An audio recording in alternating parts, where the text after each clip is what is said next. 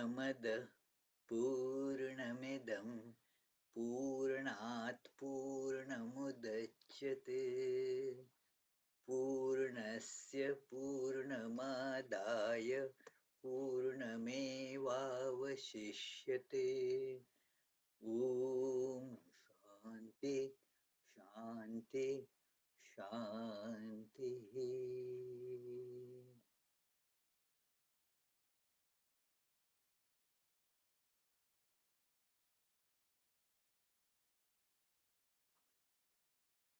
मित्रों, हम लोगों ने उपनिषद का तत्व दर्शन क्या है और किसके लिए प्रयुक्त होता है और उससे अ, हमें क्या लाभ मिलता है, इसकी कुछ थोड़ी सी चर्चा की थी। देखा था कि जो मुमुक्षु हैं वे जो कि इस संसार में जो अंतिम तत्व है, आत्म तत्व, उसका ज्ञान प्राप्त करना चाहते हैं और इसके लिए सब कुछ त्याग करना चाहिए, यह भी जानते हैं। वे उपनिषद का ज्ञान पाने के अधिकारी होते हैं। उनके लिए उपनिषद होती है कि जो इस परमात्म तत्व का अनुभव, संयुक्त ज्ञान जीवन में चाहते हैं, क्योंकि इसी से हमारी जो सारी इच्छाएं हैं वे पूर्णतया तृप्त हो जाती हैं और हम शाश्वत आनंद के अधिकारी बन जाते हैं। सभी दुखों का और भ्रमों का निराश हो जाता है।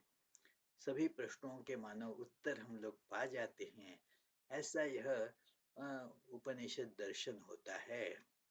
तो आज आइए एक उपनिषद, छोटा सा उपनिषद है जिसकी हम लोग संक्षेप में चर्चा करेंगे।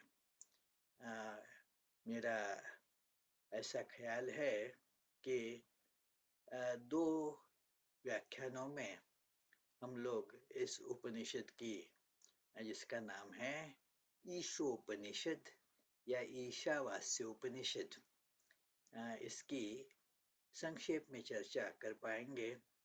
तो आइए हम लोग देखते हैं कि यह ईशावास्योपनिषद क्या है।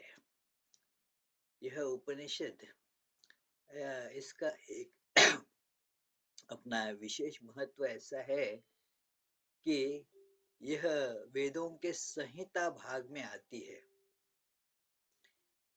शुक्ल यजुर्वेद के अंतर्गत जो वाजसनेयी संहिता है, उसका 40वां अध्याय है ईशावास्योपनिषद।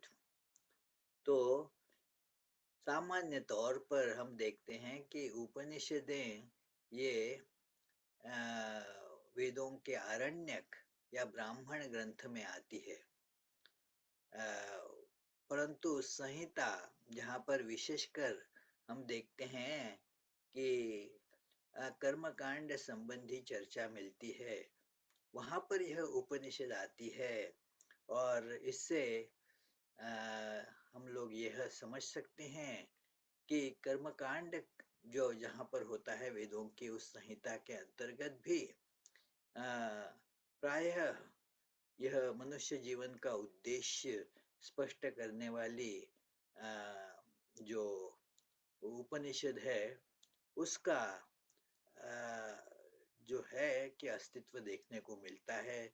वहाँ भी यह दर्शाया जाता है कि हाँ, मूलतः हमारा स्वरूप दिव्य है, ईश्वर ही सर्वत्र परिव्याप्त हैं और उसी को जीवन में पाना यही जीवन का अंतिम उद्देश्य बन सकता है। तो इस उपनिषद के का प्रारंभ जो है वह यही दर्शाते हुए होता है कि इस संसार में सार वस्तु एकमेवाद्वितीय ईश्वर या आत्म तत्व ही है। और जो है हम लोग यहाँ विविधता देखते हैं, नाना वस्तुएं देखते हैं, व्यक्ति देखते हैं, वह सारा भ्रम है। उन सबको एकमात्र परमात्मा तत्व से आच्छादित कर देना चाहिए। तो इसीलिए इसका प्रथम मंत्र ऐसा है कि ओम ईशावास्यमिदग्गं सर्वं यत्किञ्च जगत्यां जगत् तेन त्यक्तेन भुञ्जेथा मा गृध कस्य स्विद्धनम्। कहा गया है कि यह जो समूचा जगत जिसका हम लोग अनुभव करते हैं, यह मैं और मेरा, ये सब ईश्वर से आच्छादित कर देना चाहिए, क्योंकि ईश्वर ही एकमात्र वस्तु है। जैसा श्री रामकृष्ण कहा करते थे कि ईश्वर ही वस्तु है, यह समूचा जगत संसार अवस्तु है। मतलब भासमान तो हो रहा है, परंतु उसका वास्तविक अस्तित्व नहीं है। तो यह विशेष तत्व यहाँ बताया गया है। मान लीजिए यहाँ पर किसी व्यक्ति ने कोई सवाल तो पूछा नहीं है, परंतु हम लोग उत्तर से क्या सवाल होगा इसकी कल्पना कर सकते हैं। किस सवाल के उत्तर में ऋषि यह जो है सत्य बता रहे हैं कि कोई पूछ रहा है, मानो उन ऋषियों से कि आखिर सत्य वस्तु क्या है। ऐसा कोई तत्व है क्या कि जो इन सारे जो भासमान हमारे अनुभव है उन सबको व्याप्त करके रहता है। हमारा अनुभव कैसा होता है कि नाना नाम और रूप जो आते हैं और जाते हैं, अनित्य होते हैं। उन अनित्य वस्तुओं का ही हम अनुभव कर रहे हैं। उनके पीछे कोई शाश्वत अपरिवर्तनीय सत्ता हम लोग अनुभव नहीं कर रहे हैं। और जो अनित्य है उसे तो कोई पकड़ नहीं पाता है। तो इसीलिए एक ऐसी अशांति जो दिनों दिन बढ़ते जाती है कि क्या यहाँ पर कोई ऐसा तत्व है कि जो चिरंतन है, शाश्वत है। तो उस तत्व को का मानो यहाँ पर विचार चल रहा है, उसके संबंध में पृच्छा हो रही है। तो ऋषि कहते हैं हाँ, और उस तत्व को नाम दिया है ईश। ईश मतलब है कि जो संचालित करता है, जो कि वहाँ की प्रमुख सत्ता है, जिसके आधार पर सब कुछ दिखाई देता है।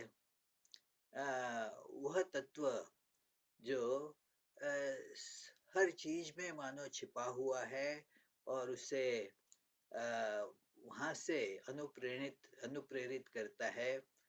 तो ऐसा यह जो तत्व है ईश, उसके द्वारा ये सब जो नाम रूप देख देख रहे हो, जिनका अनुभव कर रहे हो, उसे आच्छादित कर दो, क्योंकि वास्तविक वहाँ ईश्वर ही है, उसे छोड़कर और कुछ नहीं है।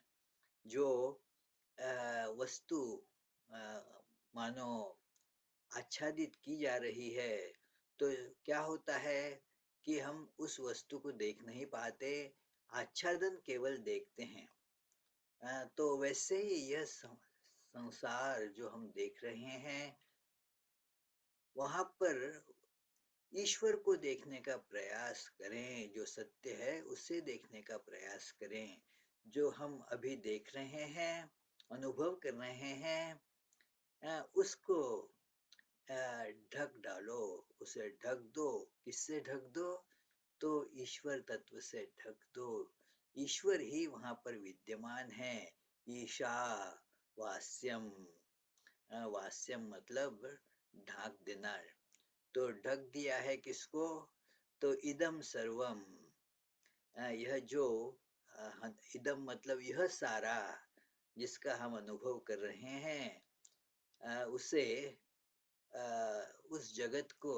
और यह जगत कैसा होता है कि वैसे तो बाहर हम लोग अनुभव करते हैं, भीतर भी अपना स्वयं का एक एक एक जग जग होता है, संसार होता है।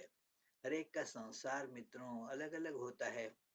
यद्यपि लोग कितने भी करीबी हो, मानो पति पत्नी हैं, परंतु फिर भी दोनों का संसार, दोनों का विश्व अलग अलग हुआ करता है। तो इसीलिए हर एक का अपना एक विश्व, अपना एक अनुभव का जगत होता है। उस जगत को ढक देना है, मतलब वह न दिखे और उसके स्थान पर क्या दिखे?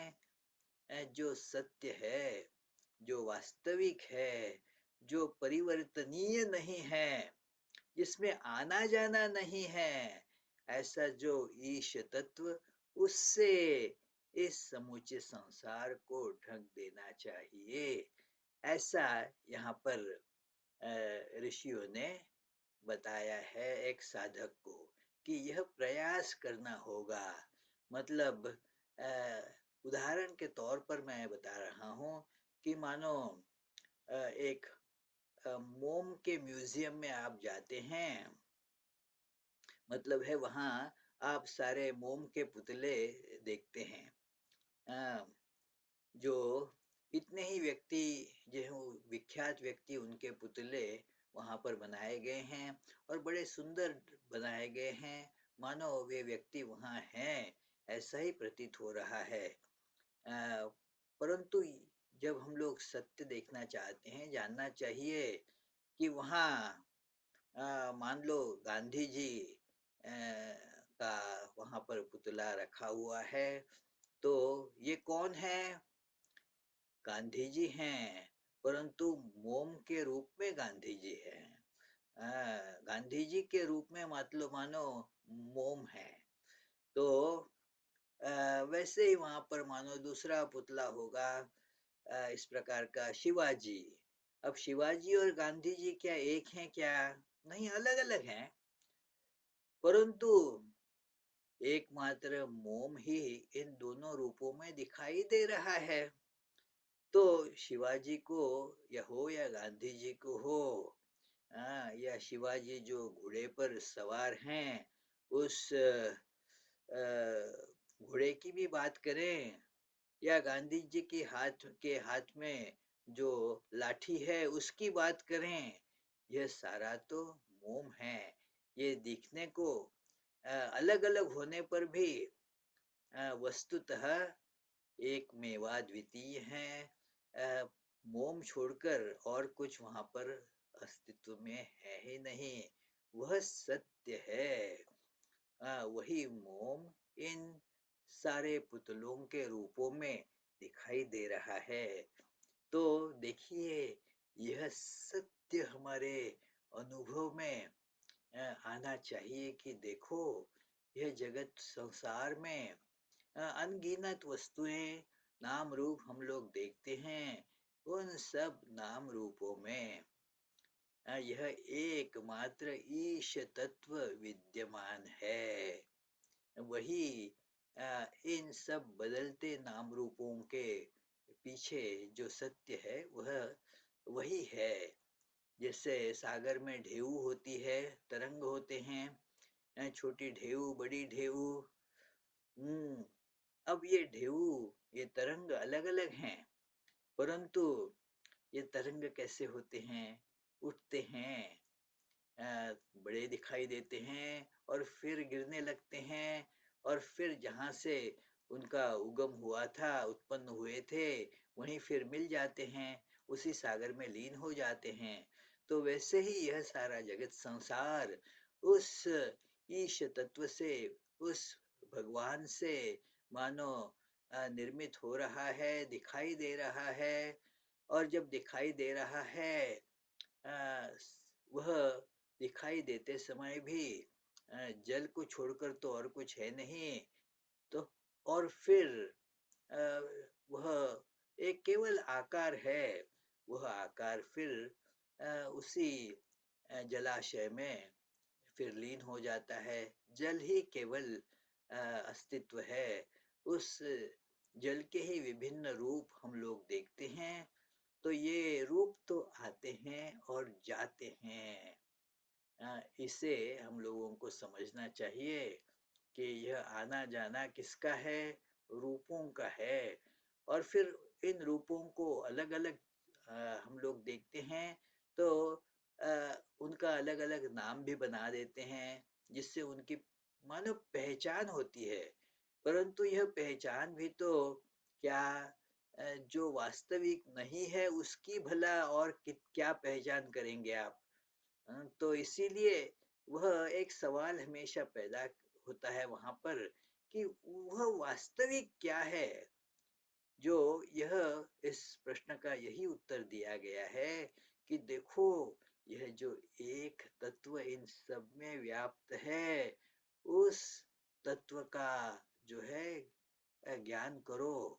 उस तत्व को यहाँ पर एक आच्छादन के रूप में साधक ने उसका उपयोग करना चाहिए कि ये नाम रूपों को न देखकर उस पर, क्योंकि अब ये ईश तत्व का आच्छादन किया है उस पर, तो वो नाम रूप नहीं दिखेंगे। और वहां पर उनके स्थान पर जो सत्य वस्तु है, ईश्वर, उसे देखने का प्रयास करना चाहिए। तो धीरे धीरे यह प्रयास जो है वह अनुभव में परिणत हो जाएगा। तो इसीलिए कहते हैं ईशावास्यम इदम सर्वम। ईश्वर के द्वारा यह आच्छादित करने योग्य है यह संसार। यह अब इस प्रकार का प्रयोग जैसा संस्कृत में किया जा रहा है, हिंदी में वह नहीं किया जाता। परंतु समझे, बात समझने के लिए हम लोग उसे देखेंगे कि यह जो सारा नाम रूपात्मक जगत है वह अनित्य है। और वहां पर इसीलिए जो सत्य है उसका आच्छादन उस पर कर दें, ताकि हम लोग उस सत्य का अनुभव करेंगे, नाम रूपों का अनुभव नहीं करेंगे। यही साधना है मित्रों कि जब हम लोग यहाँ कोई वस्तु देखते हैं, कोई रूप देखते हैं, तो उसके साथ यह समझना चाहिए कि वह एक मेवाद्वितीय परमात्मा ही इन समूचे रूपों में अभिव्यक्त हो रहा है। ये रूप आएंगे और चले जाएंगे, वे सत्य नहीं हैं। तो अब इसका फल क्या होगा कि हम उन पर आसक्त नहीं होंगे, क्योंकि वे हैं ही नहीं। जो बातें हैं, जो चीजें वास्तविक हैं, उसी पर हम लोग आसक्त हो सकते हैं, क्योंकि वे हैं, वो वस्तुएं हैं। जब हमें पता चलता है कि वे तो है ही नहीं, अब हमें उसके बारे में कोई आकर्षण नहीं रहता, उसके पीछे हम नहीं लगते। जो चीज हम जानते हैं कि है, उसके प्रति ही हमारा आकर्षण होता है, उस पर ही हम लोग आसक्त हो सकते हैं।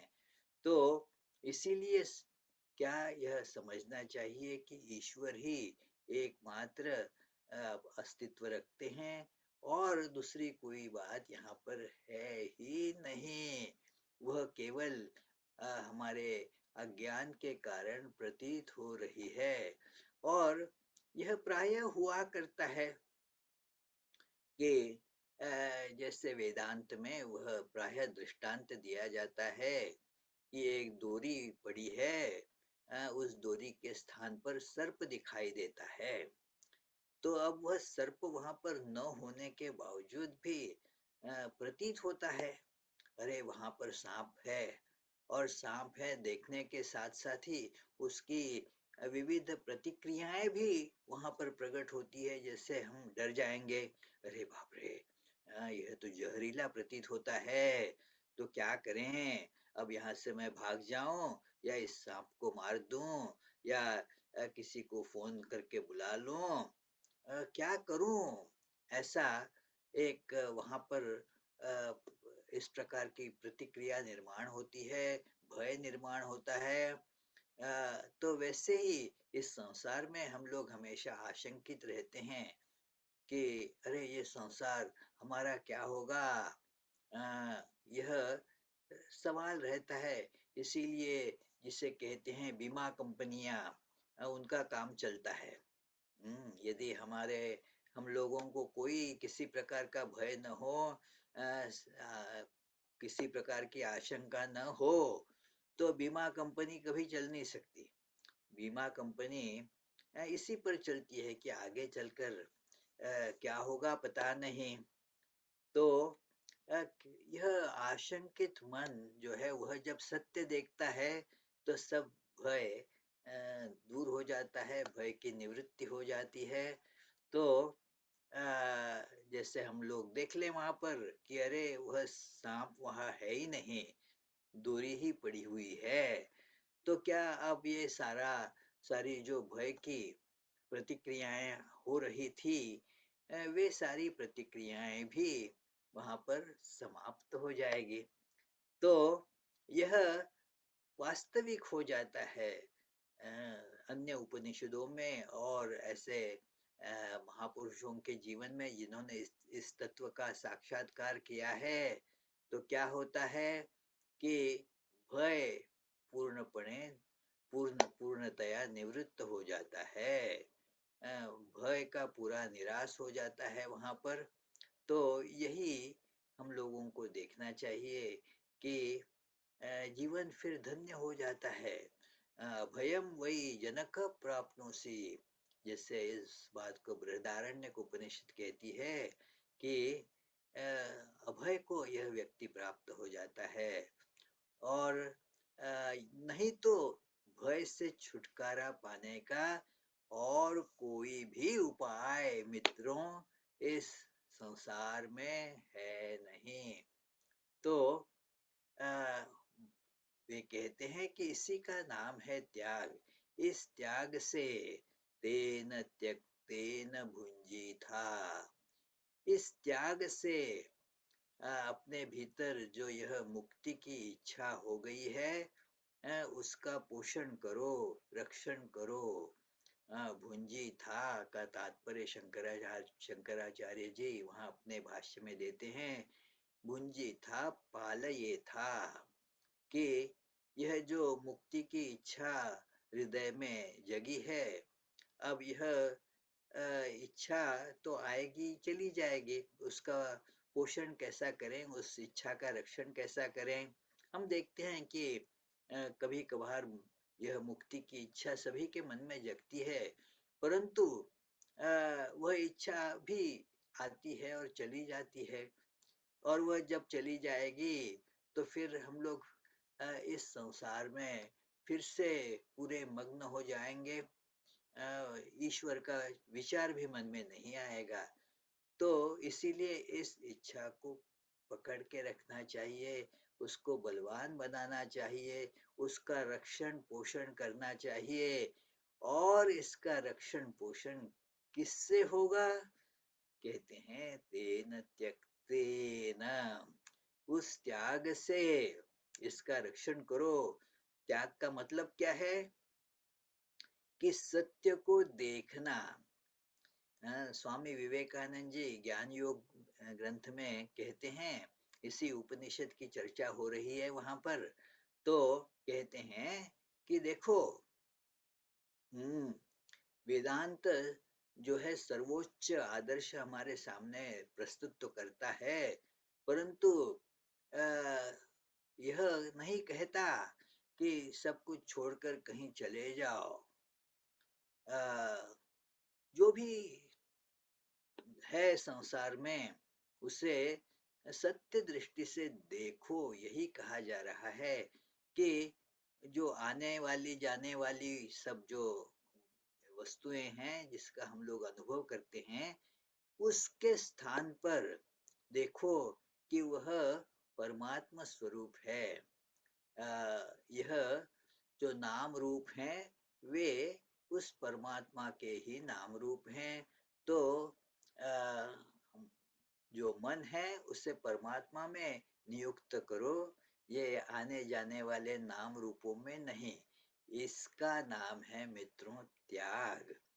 हाँ, त्याग का मतलब चलो यहाँ से भागकर कहीं चले जाओ, यह नहीं कहा गया है।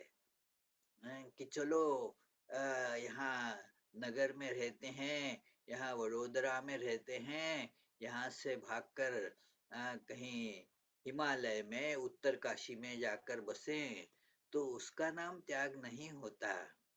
त्याग से तात्पर्य है कि अ, यह सारा परमात्मा स्वरूप है, इस प्रकार इसे अनुभव करने का प्रयास करें, क्योंकि वही सत्य है। और सत्य क्या क्या होता है कि जिस पर हमारा कोई वश नहीं चलता। सत्य सत्य है, उसमें आना जाना नहीं है, उसमें हमें वह पसंद है या नापसंद है, यह भी सवाल नहीं है। मानो किसी को कहें कि अ, ये दूध पसंद नहीं है, अब वह दूध है, तुम्हें पसंद है तो भी दूध है, तुम्हें नापसंद है तो भी दूध है। आ, जो उसमें तुम्हारी पसंद नापसंद का सवाल ही पैदा नहीं होता। हाँ, तुम्हें ग्रहण करना है या नहीं ग्रहण करना है ये बात दूसरी है, परंतु वह दूध है। आ, वह उस पर कोई वश नहीं है तुम्हारा, ये सत्य है। तो सत्य यही है कि ये सब नाम और रूप ये आते जाते हैं। ये सारी जो चीजें जिनमें हमारा मन लगा रहता है, अब कितना भी मन लगा क्यों न रहे, वह वास्तविक है नहीं। क्या करोगे, कितना भी मन उसमें लगे तो भी क्या होगा, सारी अपेक्षाएं भंग हो जाएगी। किसी भी इच्छा की तृप्ति नहीं हो सकेगी, क्योंकि जो पानी नहीं उसे आप कैसा पियोगे। जो पानी है उसे पीना संभव होगा। तो इसीलिए जो है उसके उसे पकड़ के रखो, उसकी ओर जाओ।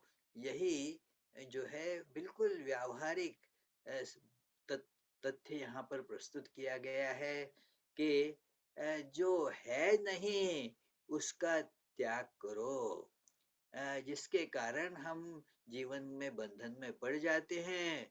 तो बंधन से उबरने के लिए इसीलिए इसका त्याग कर दो।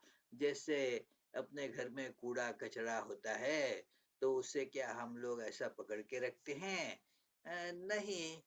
उससे क्या जीवन दुर्गंध युक्त होगा, दुख युक्त होगा। तो इसीलिए आनंद से जैसा उसका त्याग कर देते हैं, उसी प्रकार अपने बोध से इन जो है नहीं उसको यदि फेंक दिया तो वह हुआ त्याग। तो वेदांत में त्याग यह एक पॉजिटिव सकारात्मक बात है।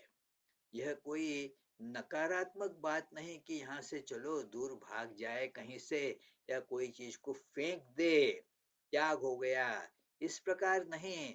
तो देखें कि अरे, मैं जो देख रहा था वहां पर कि वह मेरी प्रिय संतान है, मैं हूँ और यह मेरी संतान है। यह जो संबंध है यही तो केवल आभास है। यह मैं और जिसे मैं संतान कहता हूँ, ये दोनों ही उस परमात्मा के, एक ही परमात्मा के दो अलग अलग दिखाई देने वाले रूप हैं, और ये रूप बदलते रहते हैं, प्रतिक्षण बदल रहे हैं।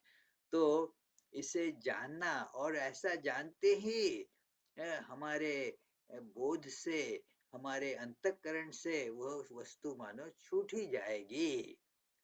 जैसे हमने पहले देखा कि जो असत्य है उस पर हमारा आकर्षण नहीं जाता, उसकी ओर हमारा मन नहीं खींचता। जैसे एक बार एक छोटी सी बच्ची चॉकलेट के लिए रो रही थी।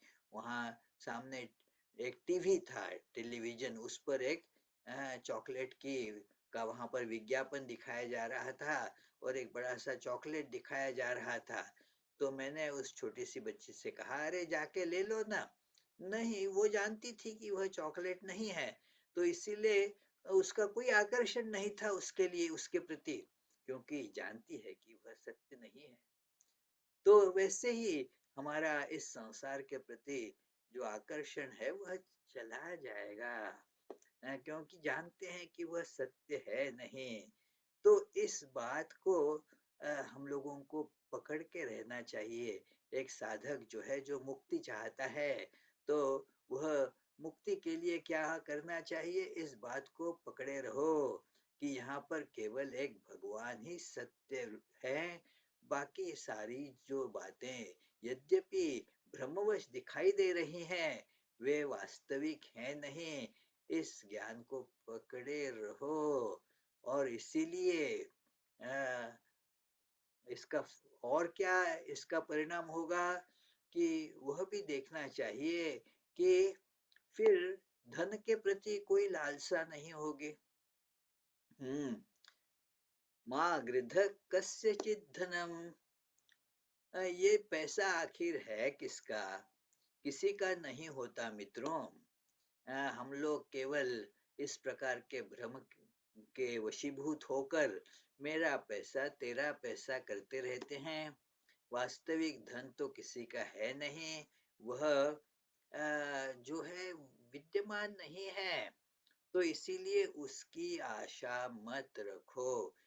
यह जो धन की तृष्णा मन में आती है, वह एक अपने जीवन में बंधन का वास्तविक व्यावहारिक कारण बन जाता है। तो यह बात इसीलिए यहाँ स्पष्ट रूप से कही है कि धन की लालसा जीवन से निकाल दो, क्योंकि आखिर है ही वह किसका। तो इस प्रकार का प्रश्न, यह इसे कहते हैं कि प्रश्न एक अलंकारिक भाषा है, कि यह पूछा गया है कि अरे है ही किसका, मतलब किसी का है नहीं। यह वहाँ कहना जो है वहाँ पर कि यह धन किसी का है नहीं। अब ऐसे कोई व्यक्ति निश्चित हो सकते हैं, परंतु उनकी संख्या बड़ी बहुत ही कम होगी, कि जो यह सुनते ही तुरंत अब ईश्वर देखने लग जाते हैं। और बाकी सब साधारण व्यक्ति जो हमारे जैसे हैं, तो वो इस बात को बुद्धि से तो समझ लेते हैं, परंतु वह अनुभव में नहीं आती। अनुभव में यही मिथ्या नाना रूपों का आकर्षण बना रहता है, उसी पर आसक्ति बनी रहती है। हजार प्रवचन सुने और हजार उपनिषद पढ़ें, तो भी यह आसक्ति समाप्त होती हुई नहीं दिखाई दे रही है, देती है। तो क्या करें, क्या कोई उपाय है इसके लिए? क्यों मन इस संसार के प्रति आसक्त हो जाता है, और इससे छुटकारा कैसे पाया जाए? और एक स्वाभाविक विचार आता है कि चलो यह काम सब छोड़ दो, काम के कारण ही हम लोग इसमें लिप्त हो जाते हैं। परंतु यह उपनिषद ठीक उल्टी बात कहती है। जैसे कि भगवत गीता में भी हम देखते हैं कि अर्जुन तो युद्ध से विन्मुख होकर भाग जाना चाहता था और वही बात उसने भगवान श्री कृष्ण से कही, बड़े सशक्त शब्दों में भगवान के सामने रखी कि कैसे युद्ध युद्ध से कितने भयंकर परिणाम होते हैं, चलो यह युद्ध छोड़ दें और हम लोग यहाँ से निकल जाएं।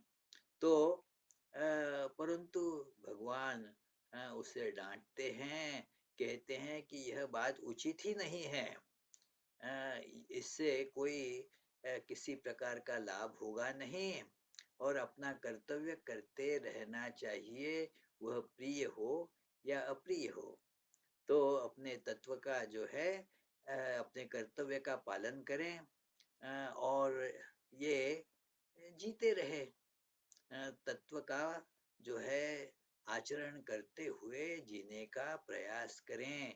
जी आयु कितनी भी फिर लंबी हो कोई बात नहीं, कहते हैं यहाँ पर दूसरे मंत्र में कि जो कुर्वन्नेवेह कर्माणि जिजीविषेत् शतगं समाः एवं त्वयि नान्यथेतोऽस्ति न कर्म लिप्यते नरे। तो ये कर्म कहते हैं न लिप्यते, यदि हम इस सत्य को अपने बोध में निविष्ट करते हुए कर्म करें तो फिर ये कर्म हमारे जीवन में बंधन कारक नहीं होते, यह कर्म फिर कर्म योग बन जाता है। यह कर्म एक इस सत्य से जुड़ जाने का, व्यावहारिक तौर पर इस सत्य को अनुभव करने का एक साधन हमारे जीवन में बन जाता है, इसीलिए इसका नाम हुआ कर्मयोग। तो यह कर्मयोग करते हुए जीवन व्यतीत करना चाहिए। कितना, अरे कितना लंबा है इसका विचार मत करो। अरे 1000 साल जियो, 100 साल जियो, 100 साल की मानवीय जीवन की जो मर्यादा है वह बताई गई है कि मनुष्य 100 साल तक जीता है। अब होते हैं दो चार इन्हें गिने की जो 100 साल के परे से ज्यादा ही जीते हैं, परंतु अधिकतर व्यक्ति वहां तक पहुंचते भी नहीं हैं। तो उसकी इसीलिए मर्यादा रखी है कि जितना भी जियो, 100 साल भी क्यों न हो, परंतु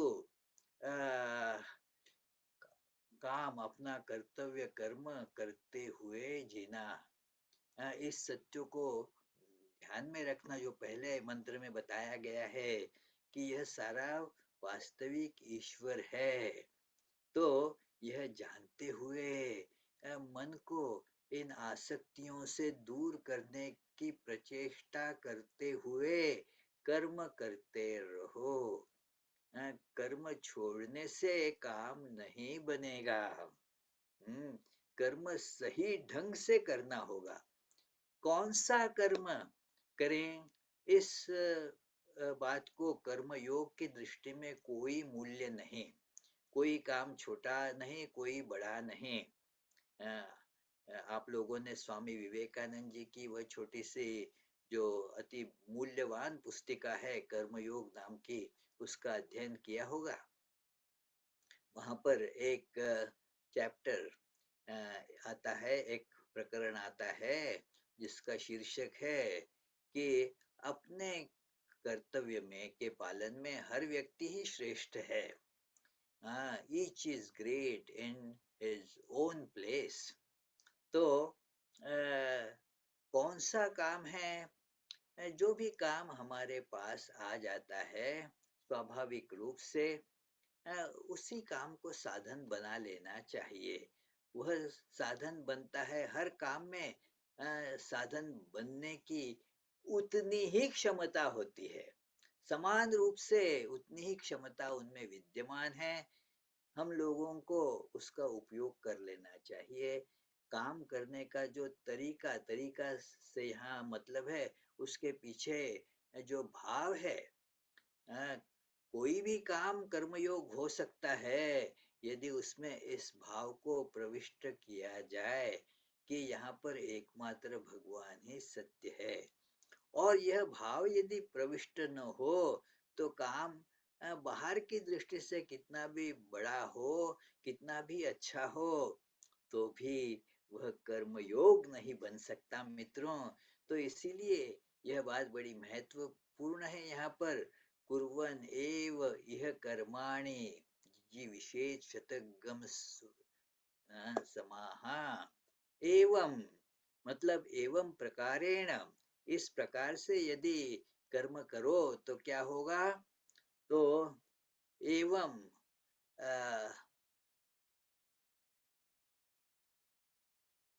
त्वयि नान्यथेतोऽस्ति कर्म न कर्म लिप्यते नरे। तो तुम्हारे पास और इसके सिवा कोई अन्य उपाय नहीं है काम छोड़ने से। क्या कि मुक्ति नहीं मिलेगी, काम तो तुम्हारे सर पर बैठा ही रहेगा, उससे दूर भागने का कोई मौका यहाँ पर प्रस्तुत है ही नहीं।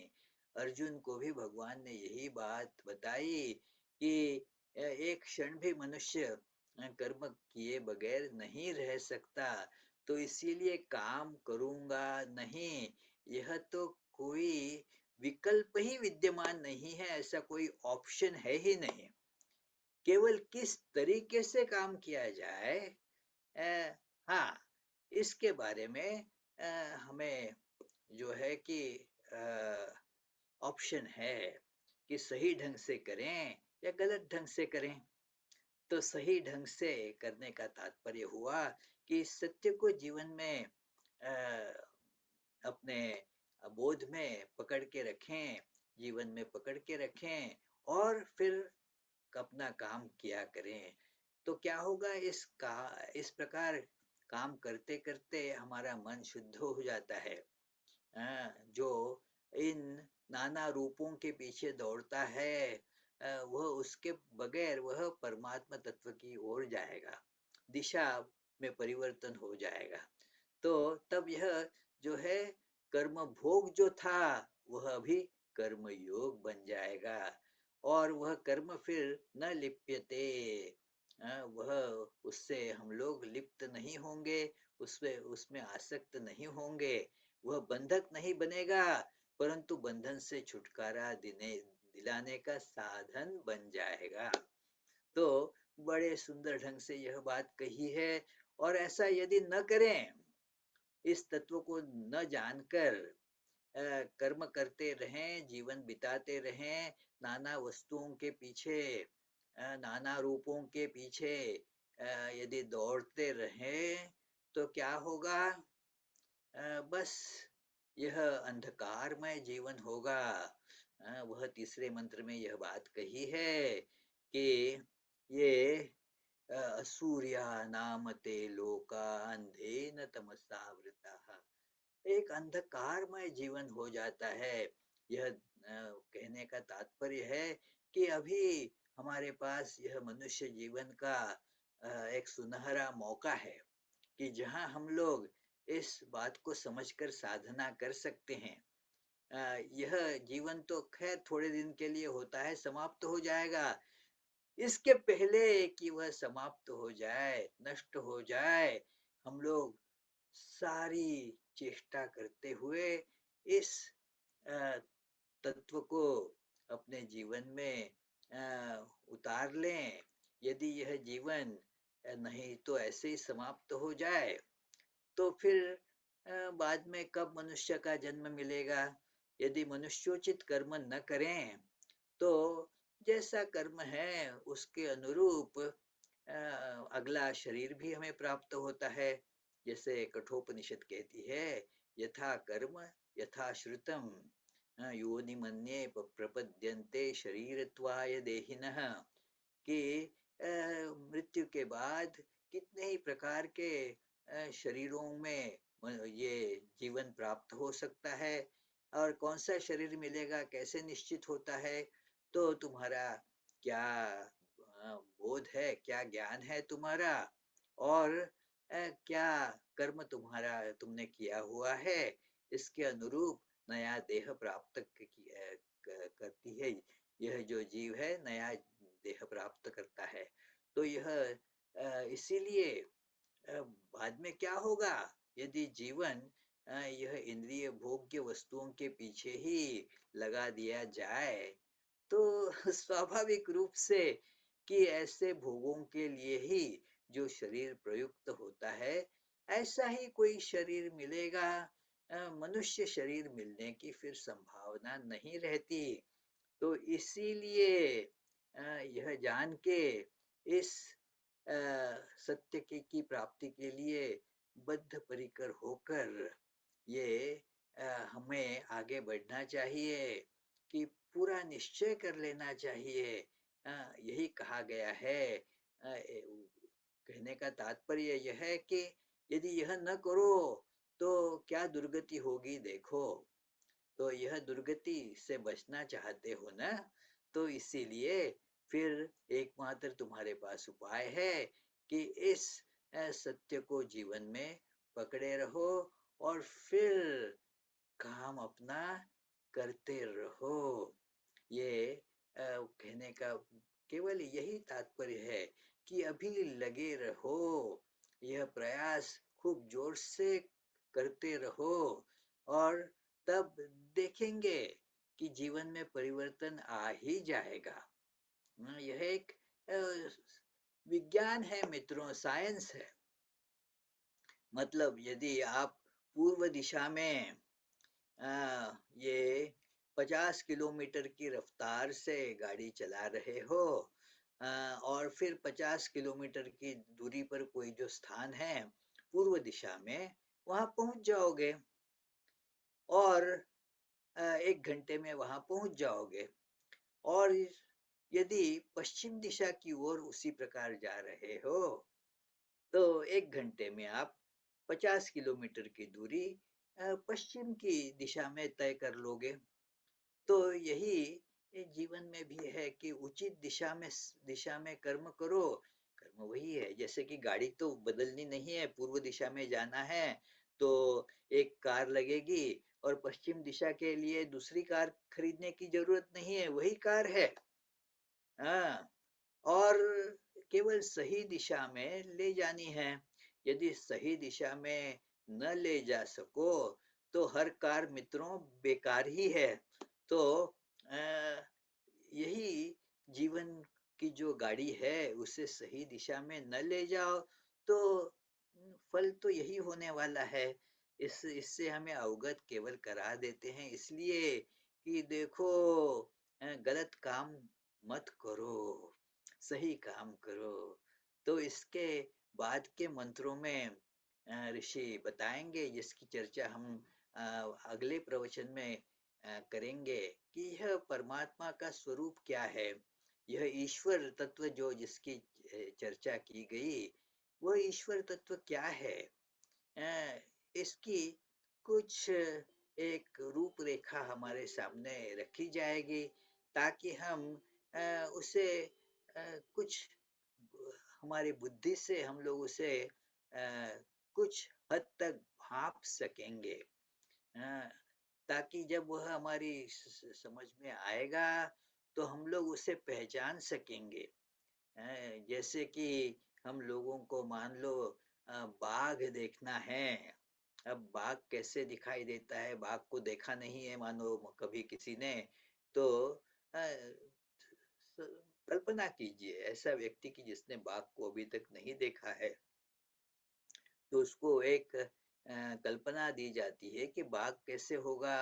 अरे तुमने बिल्ली तो देखी है ना, हाँ हाँ बिल्ली देखी है ना हमने। अरे बस बिल्ली ही जरा मान लो बहुत बड़े आकार की होगी, बड़े साइज की बिल्ली होगी, तो उस प्रकार दिखाई देगा। ताकि क्या होगा जब ऐसे आ, आ, बड़े साइज की बिल्ली दिखेगी, तो हम लोग समझ लेंगे कि यह है बाघ। बिल्ली जो है ठीक है 2-2.5 फुट 3 फुट की लंबान होगी, बाघ 7-8 फुट लंबा होगा।